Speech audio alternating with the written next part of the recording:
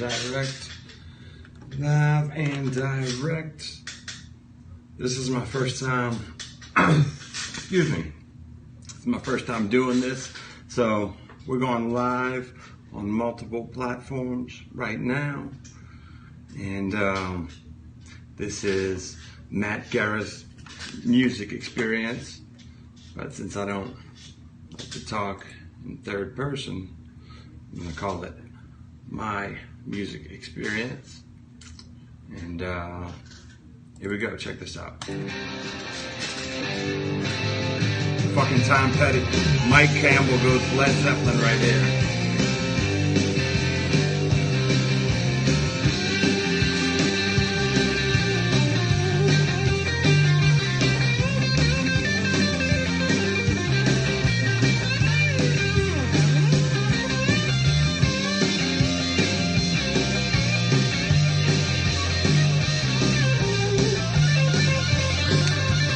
This on Periscope, and I got so much shit going on.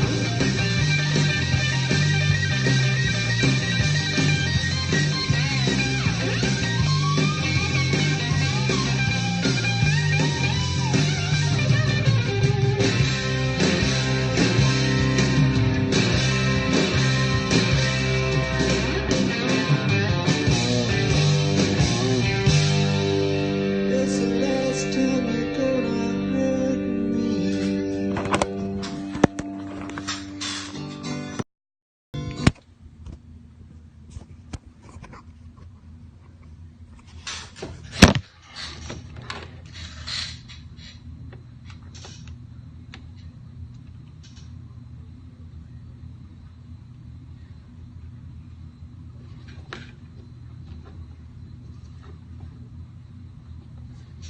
Oh, sorry guys.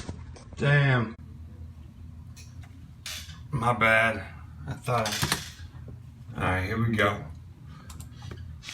Gotta turn y'all around. Alright, here we go. I got Periscope going on here. I got Instagram Live on here. And we are recording Matt Guerra's music experience. Episode number 5. Tom Petty and the Heartbreakers album review for Mojo. And you just heard that badass, smoking ass guitar playing by Mike Campbell. And gosh, he really went Jimmy Page, Led Zeppelin. I mean, on that solo. But that is just one of many awesome guitar things happening on this record, Mojo, from Tom Petty and the Heartbreakers. This album, we're telling you, okay. This album came out in 2010, and rest in peace, Tom Petty. He died this year, 2017, just recently, obviously, or maybe not obviously, but what I'm going to do right now is take a moment of silence, straight up, for Tom Petty. Rest in peace, Tom Petty. 10 seconds of silence. Dead air. Let's go.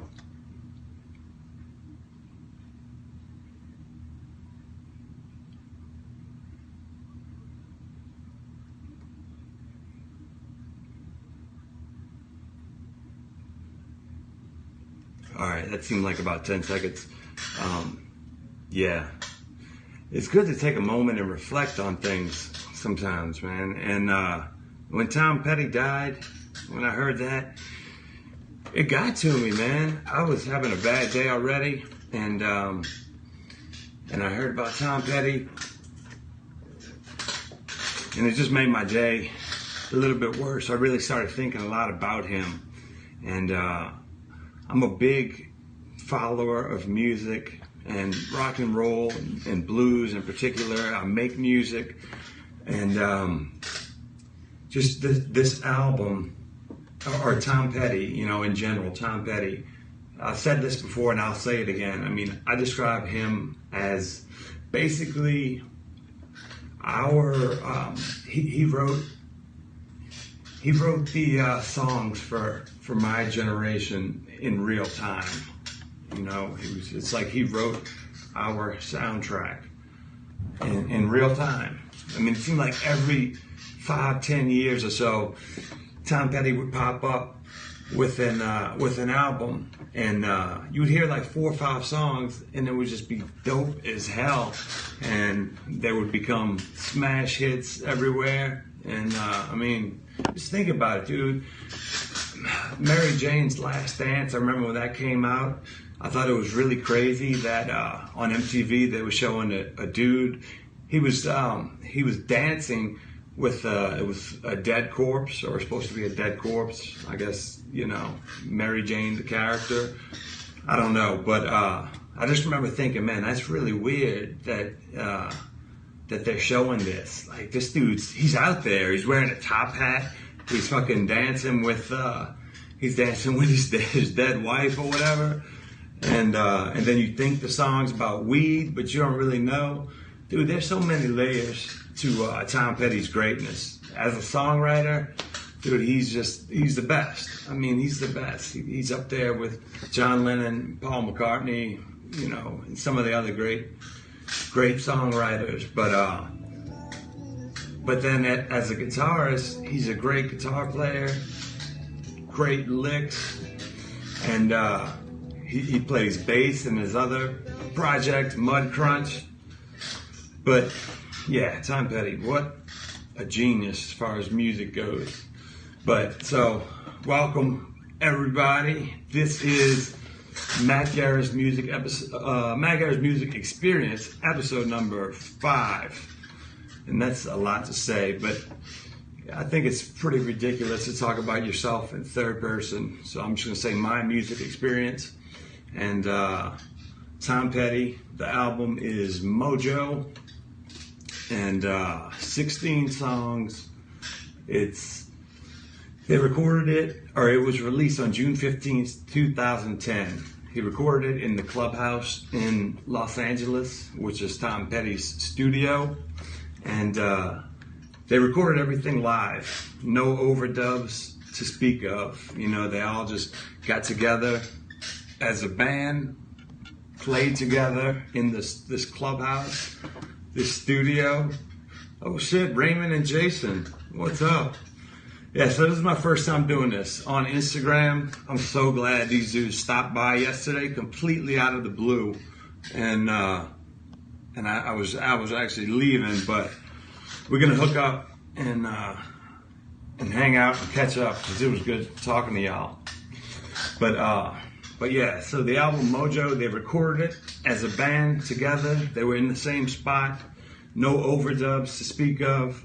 And there's a really cool documentary on this album. It's called Mojo, and it's just called the Mojo documentary. It's like 12 minutes, and it breaks down, it films Tom Petty and the Heartbreakers while they were recording this album. He talks about the theme of the album and what it was about. He really wanted Mike Campbell, the guitar player, kind of the co-captain. He wanted his guitar right up front, you know. So he said Mike Campbell's one of the greatest guitar players, but he's so damn humble that, you know, he always holds back. But he's one of the greatest guitar players I've ever heard. So he really wanted Mike Campbell to shine on this record, and he did. Dude, he said his reason. They interviewed him, and they were like, well, you know, what's the theme going into this, recording this album? Why are you doing it? And he's like, man, I just got this new guitar, and he's got a Les Paul, a Gibson Les Paul, just sitting there, and he's like, I figured, why not try it out? And they just wrote all these songs, but it's super cool. It's called the Mojo documentary. It's like 12 minutes. I definitely recommend it. But so here we go, on to this album. So 16 songs, about an hour and 6 minutes long.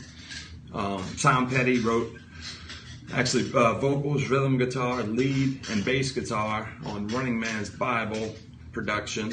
Mike Campbell, lead guitar. Scott Thurston, rhythm guitar, harmonica, keys. Bet Montens, acoustic and electric piano, organ. Ron Blair, bass.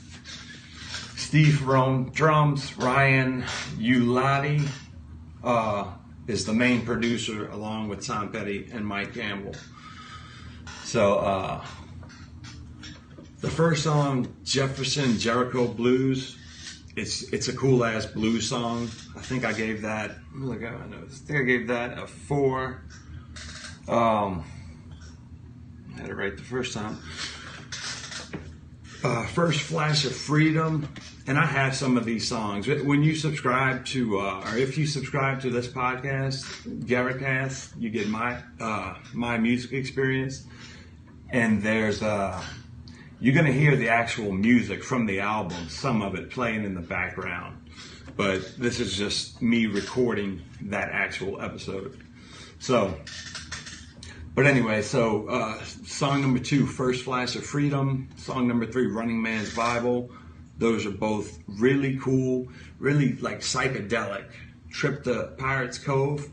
It's super psychedelic, dude. Tom Petty and the Heartbreakers, they do blues, rock and roll, but like they use psychedelic elements, and they especially did on this album. You know, like a lot of effects on his vocals. You'll hear like tape delays and shit. Just like the music slowing up. And, you know, when you listen to music with the headphones on, and, you know, the engineers and producers are doing some stuff with panning and stuff like that, it could really give you a cool feel, you know, through your earwaves. And Jimi Hendrix was a master at that. He was a genius. But so they're real psychedelic, man. They're super cool. Number 5, Candy. Candy is the weakest song on the album, as far as I can tell. It's just like there's probably 2 songs they could have left off of this album and still had a classic. And you know, man, I had a cool ass Tom Petty quote that he said about this album. He said, you know, the Heartbreakers are a band of virtuosos. And, but one thing that really struck me, like when he said this, he said, this album was put out in 2010. And he said, 10 years from now, I can play this and not grimace. And I just thought that was a really cool quote, because 10 years from then would be 2020, but obviously he just died. So that one kind of hit me, man. And I was sad when he died, dude. I was already having a bad day. And said it before, I'll say it again. He wrote the songs for our generation in real time. So Candy, I gave a 3. No Reason to Cry, number 6. Slow blues song, really cool. I Should Have Known It. It's kind of one of the standout tracks on this album. It's just hard rock and roll. And like when you hear Mike Campbell's guitar on this album and his solos, there's some Jimmy Page going on in there. There's old blues players going on in there. There's Eric Clapton. This dude is a virtuoso guitar player. I mean, he uses effects just right, super crisp, clean, you know, almost like David Gilmour in the way, but way more drier and bluesier. But dude, he gets an incredible tone. So yeah, I Should Have Known It, badass song. Number 8, US 41, cool song. Number 9, Taking My Time, slow blues song, but they're just great. Number 4, I gave that one a 4. Let Yourself Go, 4.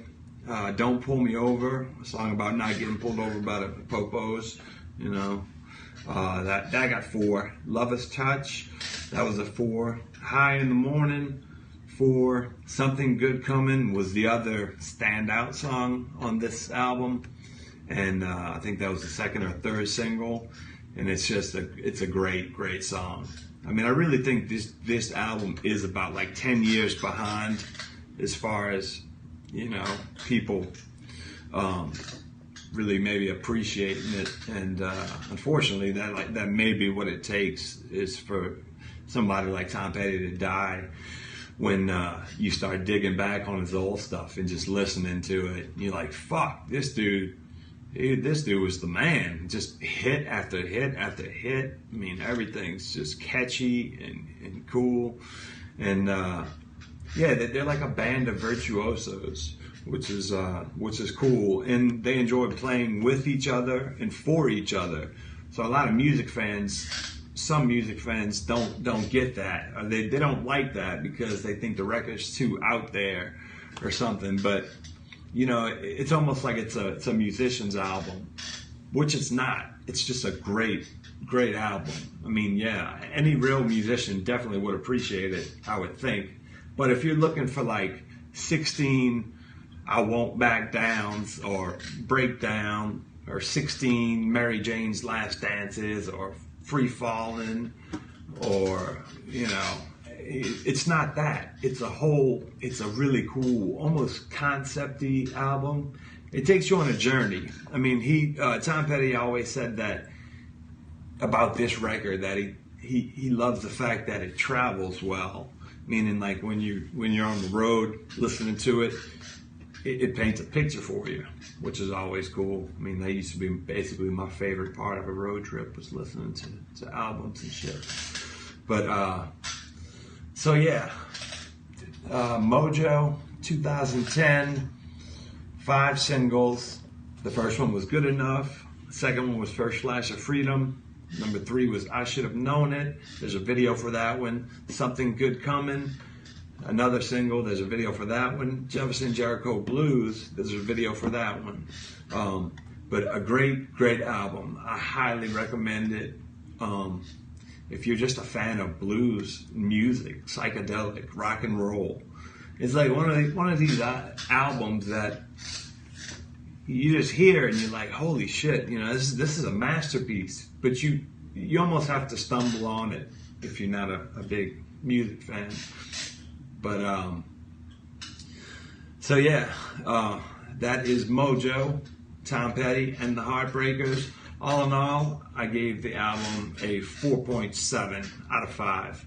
I mean, it, you know, as a whole, just because there's maybe 2 songs in there that he could have left out, even though they're great. But yeah, I mean, as close to perfection as you can get when you hear 5 musicians playing so well together. I mean, when you hear their volume together, when you hear their vibe together, there's not, you know, Tom Petty's the obvious leader and Mike Gamble's the obvious number 2, but they're basically like a democracy band and, you know, family. They were just doing their 40th anniversary tour. They had just come off of that when Tom Petty died. So yeah, they've been doing it for 40 years. Started out in Florida, then became basically adopted Los Angeles residents. And I think that's where most of them still live. So I hope you enjoyed the podcast. Thank y'all for listening and checking out my new experiment. I got Instagram going live, I got Periscope going live, and I got YouTube not going live. But I'm going to put that onto YouTube. So I got, you know, a little bit of editing to do. But if you subscribe to my podcast, Guerracast, you'll get all of the Guerracast episodes that I did, plus this new thing. I'm trying to do it like every Friday, but I listen to a lot of music, so I could almost do 2 of them a week. But I just want to be able to keep up with it. You know, I want to have at least one every week. So I'm going to try to do them on Fridays, and I'm going to pick new albums, old albums, and just any kind of albums, classic albums.